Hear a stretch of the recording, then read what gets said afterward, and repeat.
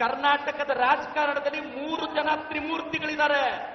ಒಂದು ದಲಿತ ಸಮುದಾಯದಲ್ಲಿ ಹುಟ್ಟಿ ಬಡತನದಲ್ಲಿ ಬೆಳೆದು ಎಐಸಿಸಿ ಅಧ್ಯಕ್ಷರಾದಂತ ಮಲ್ಲಿಕಾರ್ಜುನ್ ಖರ್ಗೆ ಸಾಹೇಬರು ನಮ್ಮ ಭರವಸೆ. ಬಡತನದಲ್ಲಿ ಹುಟ್ಟಿ ಚಾಮುಂಡಿ ಆಶೀರ್ವಾದದಿಂದ ಬೆಳೆದ ಸಿದ್ದರಾಮಯ್ಯನವರು ಕರ್ನಾಟಕದ ಭವಿಷ್ಯ.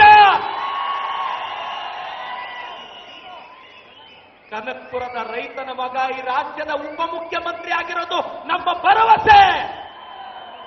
ನಾನೆಲ್ಲ ಜನಕ್ಕೆ ಹೇಳಕ್ ಇಷ್ಟಪಡ್ತೀನಿ, ನಮ್ಮ ಸರ್ಕಾರ ಸದೃಢವಾಗಿದೆ, ನಾವು ಒಗ್ಗಟ್ಟಾಗಿದ್ದೀವಿ. ನಾನು ಬಿಜೆಪಿ ಅವರಿಗೆ ರಿಕ್ವೆಸ್ಟ್ ಮಾಡ್ತೀನಿ, ಈ ಬೆಳಗಾವಿ ಅಧಿವೇಶನದಲ್ಲಿ ನಮ್ಮ ಗ್ಯಾರಂಟಿಗಳನ್ನ ನಿಮಗೆ ಈಗ ಅಡ್ಡ ಬರಲಿಲ್ಲ ಅಂದ್ರೆ ಸ್ವಲ್ಪ ಪ್ರೈಸ್ ಮಾಡಿ ಸರ್. ಬಿಜೆಪಿ ಅವ್ರಿಗೆ ಗೊತ್ತಾಗಿದೆ ನೆಕ್ಸ್ಟ್ ಟೈಮು ಅವ್ರ ಕಷ್ಟ ಅಂತ.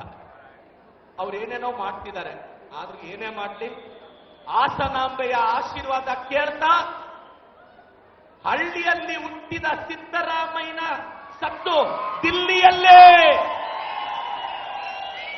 ಏನಣ್ಣ ಒಂದು ಪಂಚಾಯಿತಿ ಮೆಂಬರ್ ಆಗೋದೇ ಕಷ್ಟನೇ.